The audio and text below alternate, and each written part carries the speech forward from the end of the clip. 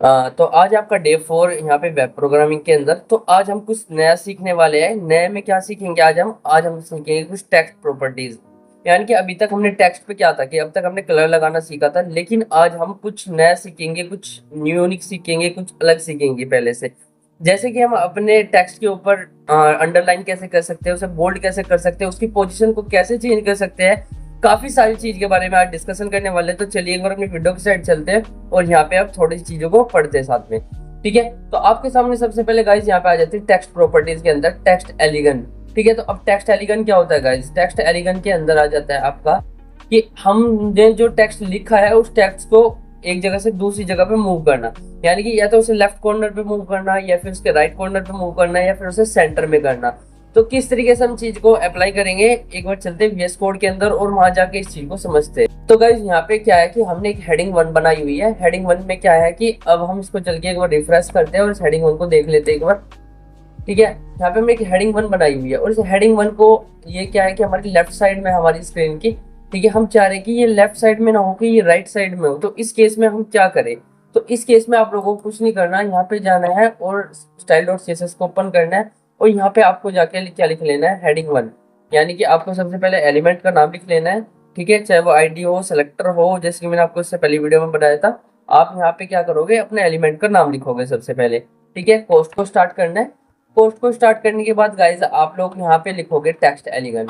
ठीक है, ओके, यहाँ पे टेक्स्ट एलिगन लिखने के बाद यहाँ पे इसको जाके क्या कर दोगे, हम यहाँ पे जाके इसको कर देते हैं राइट। ओके, जैसे हम यहाँ पे राइट किया, उसको जाके यहाँ से रिफ्रेश करेंगे। रिफ्रेश करने के बाद आप देख सकते हो हमारी जो हेडिंग है वो पहले लेफ्ट साइड थी और अब जाके यहाँ पे क्या, कहाँ पे हो चुकी है, राइट साइड में हो चुकी है।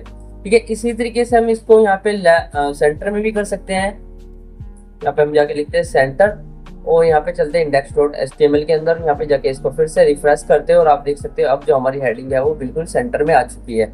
ठीक है, चलिए अब इसकी नेक्स्ट प्रॉपर्टी के बारे में बात कर लेते हैं एक बार। तो गाइज हमारी इसकी नेक्स्ट प्रॉपर्टी जो है वो है टेक्स्ट डेकोरेशन। टेक्स्ट डेकोरेशन क्या है कि अगर हमें अपनी हेडिंग के अंदर कोई अंडरलाइन करनी है या उसे इस तरीके से काटना है जिसे हम बोलते हैं लाइन थ्रू, या फिर ओवरलाइन, यानी कि लाइन के जस्ट ऊपर भी एक अंडरलाइन से अलग ऊपर की साइड भी एक लाइन हो, तो हम यूज करते हैं ओवरलाइन, अंडरलाइन और लाइन थ्रू का। एक बार इसको क्या करते हैं, चलते हैं एक बार अपनी विंडो पे और विंडो पे चल के VS कोड के अंदर चल के इसको एक बार देख लेते हैं। VS कोड में अब इसमें कुछ नई चीजें अप्लाई करके देखते हैं। ठीक है, तो यहाँ पे हम क्या चीज अप्लाई करके देखना चाह रहे हैं, टेक्स्ट डेकोरेशन। ठीक है, तो हम यहाँ पे जाएंगे, इसके अंदर जाके लिख लेते हैं अब यहाँ पे टेक्स्ट डेकोरेशन। तो जैसे हम यहाँ पे टेक्स्ट डेकोरेशन जाके करते हैं इसको अंडरलाइन। ठीक है, और हमने यहाँ पे अंडरलाइन किया और अपनी HTML फाइल के अंदर चलते हैं और यहाँ पे जाके इसको रन एंड रीडिबग करते हैं। यहाँ पे आप देख सकते हो अब हमारी जो कि हेडिंग के नीचे यहाँ पे आप एक अंडरलाइन देख सकते हो। ये अंडरलाइन जरूरी नहीं किसी हेडिंग के अंदर ही आई है, पैराग्राफ के अंदर भी आ सकती है, बटन के अंदर जो कंटेंट होता है कंटेंट के नीचे भी अंडरलाइन आ सकती है। ये सारी प्रॉपर्टी जहाँ भी हमारा टेक्स्ट लिखा होगा उस हर एक चीज पर अप्लाई होगी गाइस। ठीक है, क्योंकि हमारी टेक्स्ट प्रॉपर्टीज है ये सभी। ठीक है, देन अब हम यहाँ पे हम अंडरलाइन हमने करके देख लिया। अंडरलाइन से अलग अब हम इसके ऊपर करके देखते हैं ओवरलाइन। ठीक है, जैसे ओवरलाइन करेंगे अब तक नीचे अंडरलाइन ऐसे आ रही थी, अब ऊपर की साइड आएगी। जैसे हम इसको रन एंड रीडिबग करेंगे तो ऊपर की साइड आप देख सकते हैं, अब नीचे की साइड ना आके अब हमारी ऊपर की साइड यहाँ पे लाइन आ चुकी है। ठीक है, एक हमारी इसके अंदर तीसरी प्रॉपर्टी होती है जिसको हम बोलते हैं थ्रू स्ट्राइक।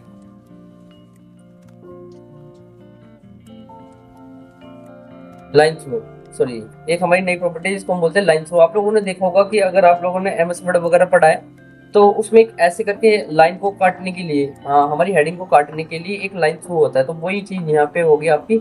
आप यहाँ पे जाओगे, रन एंड डिबग करोगे, आप देख सकते हो अब जो हमारी हेडिंग है वो यहाँ से बीच से कट हो चुकी है।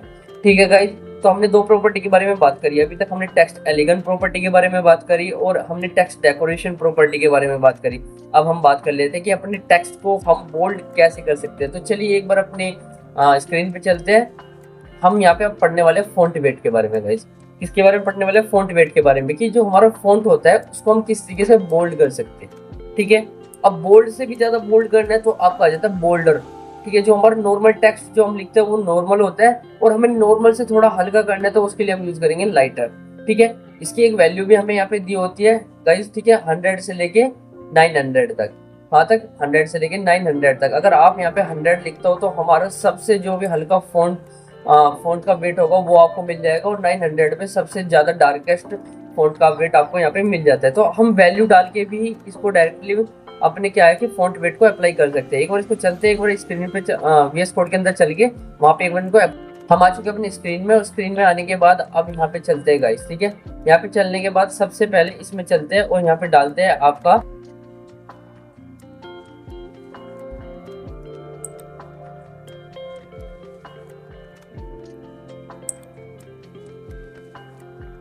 तो यहाँ पे आप लिखोगे फॉन्ट वेट, ठीक है। क्या लिखोगे आप लोग, यहाँ पे लिखोगे फॉन्ट वेट, और फॉन्ट वेट में जाके मैंने इसको कर दिया बोल्ड सबसे पहले तो, ठीक है। मैंने इसको क्या कर दिया बोल्ड, ओके, मैंने इसको कर दिया बोल्ड, और इसको चल के रन एंड डिबग करते हैं। तो ये पहले के मुकाबले हमारा जो कि टेक्स्ट बोल्ड हो चुका है, ठीक है। इसकी एक बार अंडरलाइन कर लेते हैं इसको हटा के, ओके। यहाँ पे चलते हैं इसको CSS में, इसको जो कि लाइन थ्रू की जगह इसको अंडरलाइन कर लेते हैं एक बार, इसको अंडरलाइन कर लेते हैं, ओके। अंडरलाइन करने के बाद इसको बोल्ड हमने करके देख लिया, और बोल्ड की जगह गाइस इसको हम थोड़ा सा और डार्क कर लेते हैं, इसको हम बोल्डर कर लेते हैं, ठीक है। इसके अंदर चलेंगे और इसको अपनी अपनी फाइल को जाकर रन एंड डिबग करेंगे। रन एंड डिबग करने के बाद अब हमारी फाइल पहले से और ज्यादा थोड़ी बोल्ड हो चुकी है गाइस, ठीक है। अब हम इसमें और प्रॉपर्टीज को अप्लाई करके देखते हैं। जैसे बोल्ड से अलग हमारे पास था एक बोल्डर, एक था हमारे पास लाइटर, ठीक है।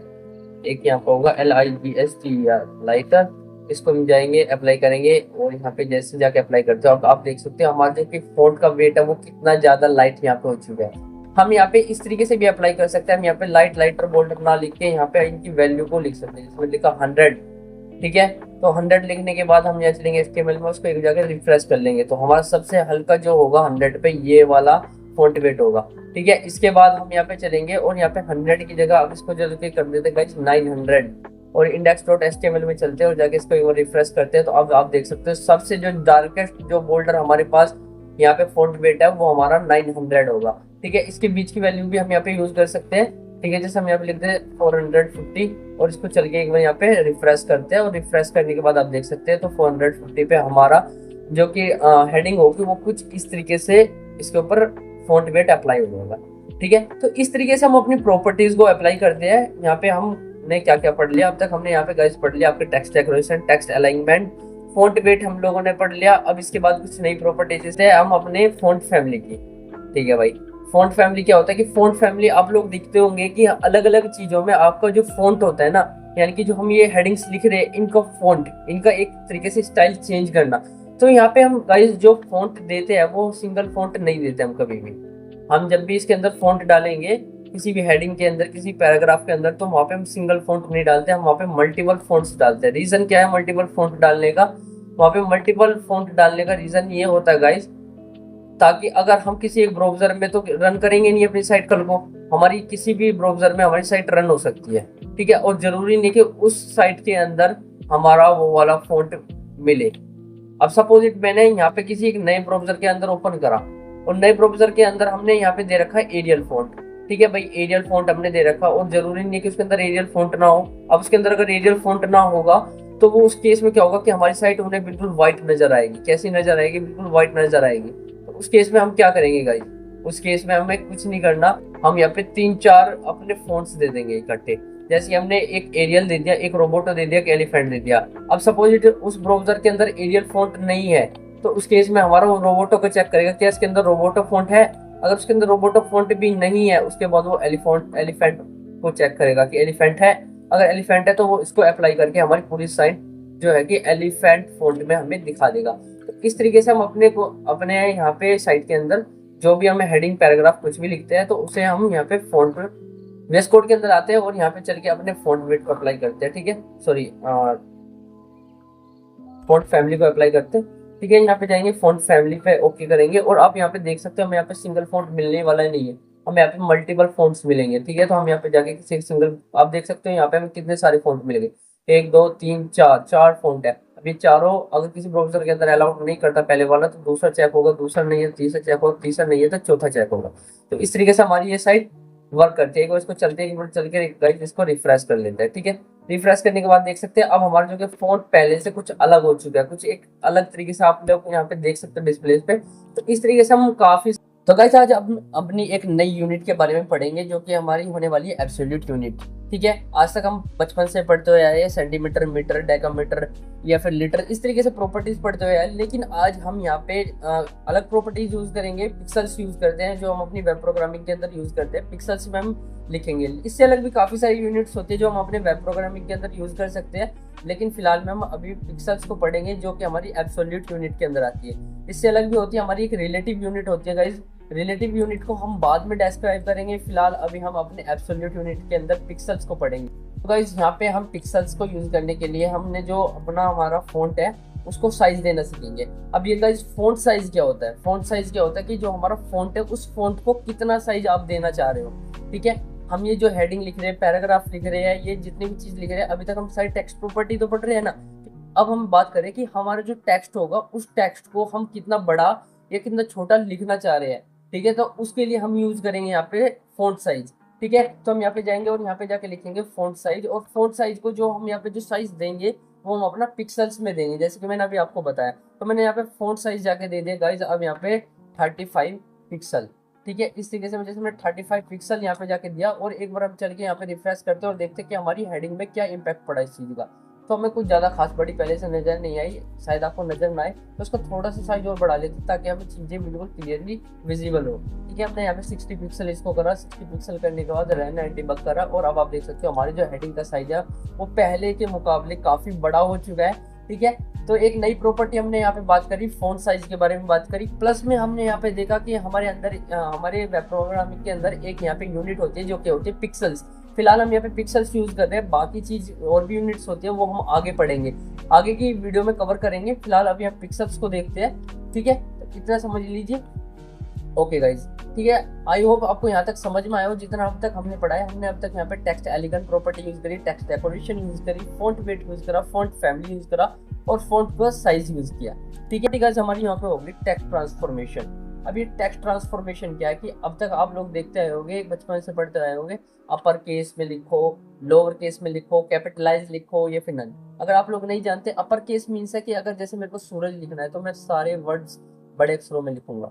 ठीक है, SUR, ठीक है, AJ, तो सारे वर्ड्स को मेरे को कैपिटल में लिखना है, तो ये हुआ हमारा अपर केस। लेकिन अगर मैं बात करूँ लोअर केस की, तो यानी कि सारे वर्ड हमें छोटे केस में लिखने होंगे। ठीक है, ओके, इस तरीके से हम सारे केस, जितने भी हमारे केस होंगे वे सारे हमें छोटे उसमें लिखने पड़ेंगे इस तरीके से।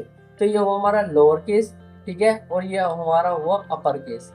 ठीक है, अब बात कर लेते हैं कैपिटलाइज क्या होता है। कि अपर केस गाइस हमने पढ़ लिया, लोअर केस हमने पढ़ लिया, कैपिटलाइज भी देखेंगे और नन भी देखेंगे। ठीक है, ये साइड से एक बार चलते हैं, एक बार इनको अप्लाई करके देखते हैं अपने VS कोड के अंदर।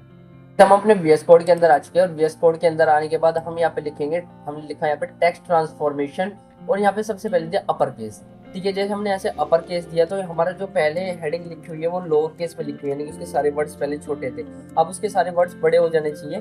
ठीक है, एक बार चलते हैं अपने इसमें और इसको एक बार रन एंड डिबग करके देख लेते हैं। ठीक है, ओके, तो अब आप देख सकते हो जो हमारा यहाँ पे हेडिंग है वो सारे बड़े अक्षरों में आ चुकी है, यानी कि इसका कोई भी वर्ड अब छोटा नहीं है। ठीक है, अब इसकी नेक्स्ट प्रॉपर्टी हम अप्लाई करके देख लेते हैं। एक बार इसको अपर केस की जगह इसको हम लोअर केस कर लेते हैं। ठीक है, एक बार चलते हैं, इसको चल के लोअर केस करते हैं, और लोअर केस करने के बाद इसको चल के एक बार इसको रिफ्रेश कर लेते हैं।